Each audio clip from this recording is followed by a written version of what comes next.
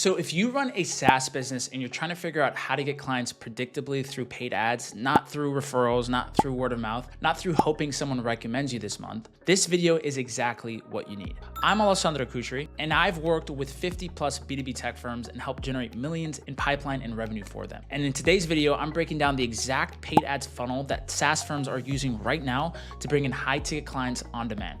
We're covering everything from packaging your offer all the way through your pre-call sequence. So let's get right into it. Now, before I get into this video, I just want to say that this strategy itself is going to be for meta ads specifically. We don't run any other type of ads such as Google ads, TikTok, YouTube, or LinkedIn. That doesn't mean those channels don't work. We just prefer meta because we've seen the highest return on our investment from it. So this video is going to be specifically for that. I have other videos on exactly why we choose meta over other platforms, so I'm not going to go into it on this video here. Okay, so the first thing that we want to start with is packaging your SaaS offering into what I call a high ticket offer. Now, traditionally how SaaS models have ran is they will, raise a whole bunch of money and they will try to then pour all that money into the ads itself and then wait, 6 to 12 to sometimes 2 years to get a return on their investment because their CAC is way higher than their LTV in the first 1 to 2 years.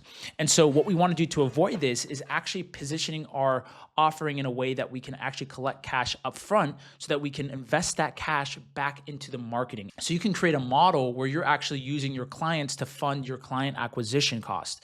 And you're doing so in a way that is able to get your return on your investment right away. And so that's just the methodology that I want to first talk about. Now, this doesn't work if you're selling like a super low ticket SaaS and it's like B2C. I would just click off this video. It's probably not going to be for you. But this does work great if you're a B2B SaaS offering and it's slightly higher ticket. It's not anything that's below $99 a month, for example. Now, the first thing that you want to do when you're building out this offer is thinking about what are the outcomes that my software provides, right? You don't want to lead with the tool. You want to lead with the transformation itself. And then after you understand the transformation, how quickly can you deliver this transformation? Now, what works great on cold traffic are 90-day offers, 120-day offers, or 180-day offers at the maximum. I typically don't recommend doing a 12-month offer because it's going to be really hard to sell that through cold traffic, because typically what we want to do is having a one-time payment. So hey, for 90 days, for a one-time payment for 90 days, you're going to get access to X, Y, and Z, and then you can roll them into a continuation plan afterwards.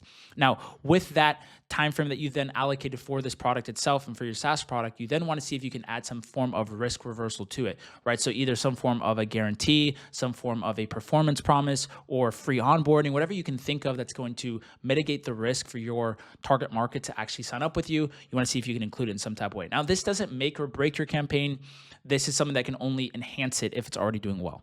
And the last thing I want to talk about is in your offer and while you're creating your offer, avoid just like feature dumping, right? You don't want to just talk about a whole bunch of different things that your product can do. You want to really stick to the one problem, the one outcome, the one offer that your solution can actually help people with. If you're getting into the weeds, it's going to dilute your messaging from what you obviously want it to hit. And a quick example of a SaaS company doing this really well is ListKit. Now, if you look at ListKit up online, what they're doing is they're packaging their cold email sending software into one quarterly payment up front so that they're able to collect that cash and then reinvest it back into the marketing itself. And so they bill actually on a quarterly basis up front so that they're able to get that cash forward and then be able to reinvest back into the business. So this is a great way to be able to, grow quicker and basically have money from marketing where you don't have to wait for it. Now, the second thing after you've understood your offer is, and in tandem with building your offers, you want to understand what your ICP looks like, because this is going to really help you drive a lot of the messaging and what that messaging should look like on a landing page perspective, ad copy perspective,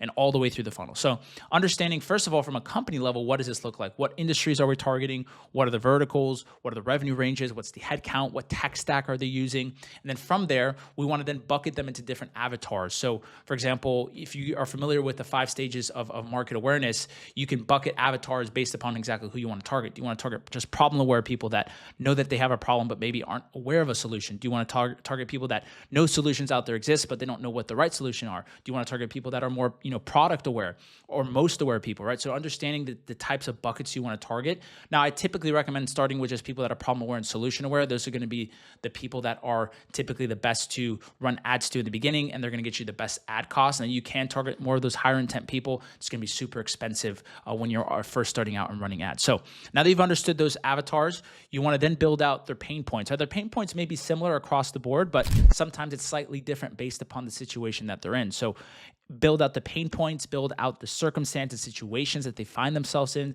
and then build out their desires, right? What do they actually want? And now, once you have all those different avatars, you want to then begin to figure out what is the overarching problem and solution that I can provide to each avatar. And you want to understand that you're solving one problem and you have one solution for that problem. If you start adding multiple solutions, it's going to dilute the message, and it's going to be harder for your ads to resonate. This doesn't mean it can't work. It's just not going to work as well from what we've seen. And that's the biggest problem with tech firms, is because, and SaaS companies, that because they can do so much sometimes, or their product can do so many different things, they're selling to the wrong features, and they're selling to the wrong solutions, and they have all of their messaging all tangled up. And so we want to avoid that. And so now that we understood what our avatars look like, what our ICP is, what our offer is, now we want to build out the actual ad copy. So real quick, before we keep going, if you're watching this and thinking, I need this, but I don't want to piece it all together myself, go ahead and book a call with me. The link is in the description, and I'll walk you through our exact paid ad system, show you how we'd apply it to your SaaS business specifically, and we'll see if it's a good fit. Other than that, let's get back to the video. Now, I recommend testing two different types of ads. You want to test both a static ad and a video ad. Now, the framework for both of the ads is going to be the same. The length in terms of what you can expand upon is going to be different for a static and a video. And a static ad is just an image-based ad. So in a static ad, you want to have an ICP call out plus a hook. So you want to call out who this is for, right? Who you're targeting, what that ICP looks like. And then you want to call out a problem that they're probably going through. And then next line is you want to have an offer statement, right? That talks about what is it that you guys do, the time frame that you deliver it in, the outcome that you provide, and then any type of risk reversal if you can implement it in there. You don't want to use technical jargon. You don't want to get caught up in a whole bunch of features. You want to be super direct, what you can help people out with. And then after that, if you have room, you can implement social proof. You don't always have to have social proof on the static ad itself, and then you can have a call to action. That's going to help you basically have a really easy formula to follow, and you can get creative with it as well. You don't have to be tied into just this framework here. You can then have an offer statement, which is social proof, and then a CTA. You don't have to have an ICP call out. So you could change around the actual order of exactly what you put in here. You just want to make sure you have elements of this so that you're speaking to the right people. In a video ad, same thing. You always want to start with a hook and ICP call out at the beginning, because that's going to really help you bring people in to get them continue watching your video. The most important part of a video are the first 3 seconds, because that's typically where a lot of people fall off. So that is the only part that you can have guaranteed that people are going to actually watch. So making sure that you're using a really compelling hook, you're talking directly to your ICP, they know what you're saying, and it's easy to understand. One thing I forgot to mention is that both for ad copy, for static and video ads, you want to make sure that the reading level that you're writing at is anywhere from 6th to 8th grade. That's going to really make sure that your copy is going to be understood by everyone, and everyone can actually resonate with it. Now, the next thing about a video ad itself is that once you've actually established that ICP call out plus hook, is you want to have an explanation of the problem section. So you can experiment with taking this out or leaving it in. This is basically you expanding on the problem. So for example, if someone is experiencing, let's just say for the sake of this example, they're overweight, right? And then you explain the situation of them being overweight. It's hard for you to walk up the stairs. It's hard for you to, just have day-to-day life, and you expand on the actual problem that they're having. It can help them relive it and actually resonate with your copy, especially when it's really good. And then from that problem situation, you want to then think about your offer as the bridge, right? The thing that helps them. And so it takes them out of their problem that they're currently going through. And so then you state the offer, you state what they're going to be able to get with you, and then you state the desires, the outcomes that you can provide after that. And so you want to make sure that you're limiting that, right, to one problem, one solution in those ads, because we've seen those ads work the best in terms of actually, getting people to move to the next stage. And so after that section, you can then include social proof and then a call to action. So social proof saying you've been able to help X, Y, and Z company, and then now, click the learn more button, and then you'll watch a video on the next page, right? That is basically your framework for both the static and the video ads. You want to make sure that that is congruent across the board so that it's really easy to understand and people know exactly what it is that you do. Now, from the moment they click on your ad, you want to then send them to a landing page that has what's called a video sales letter. Now, on the landing page headline, it must mirror the ad copy very similarly, because you want them to think when they click the ad to when they land on the landing page that it's the same type of message, that there's no drop off, because anytime somebody clicks on an ad and they land on a landing page that's slightly different, they're going to think, oh, maybe this isn't for me. So you want to avoid that. The next thing is you want to have a subheadline that really talks about the credibility, what you've done, how long you've been in the industry, and how you can help them and why they should listen to you. The next part is having that video sales letter. On that video sales letter, you want to keep it anywhere from 6 to 8 minutes, and you want to make sure that you have half of the video talking about what is it that they're going through and half of the video actually talking about your product and showing it in action so they actually should see it in real time.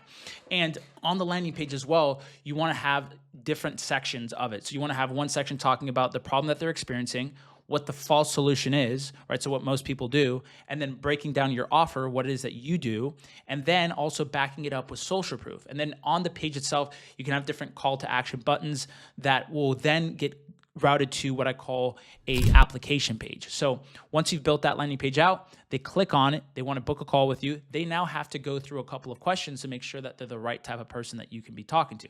So we do this for a couple of reasons. And the first reason is that you don't want to waste time with unqualified prospects that book a call with you. And the second reason is you want to train Meta on the right type of person that's coming through your funnel. So for example, if somebody comes through your funnel and they're not the right type of person, then Meta is going to learn on them and it's going to continue to show your ads to unqualified people. So you want to make sure that you're only booking a call with qualified prospects so you can send that data back to Meta and make sure that it's like, hey, this is who we're going to be optimizing our message for.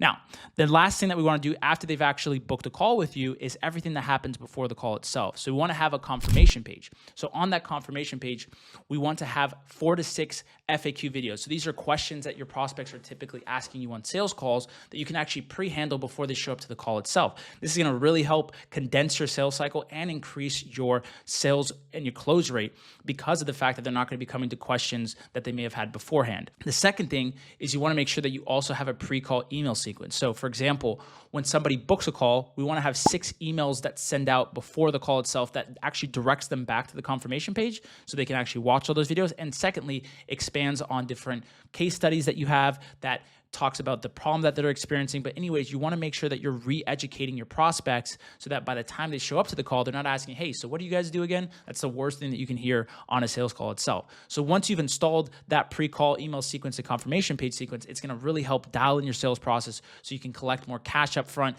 and you can really make sure that you don't have a longer sales cycle. Okay, so that is the full funnel, the offer, the ICP, the messaging, the ads, the VSL, the landing page, the confirmation page, the pre-call sequence.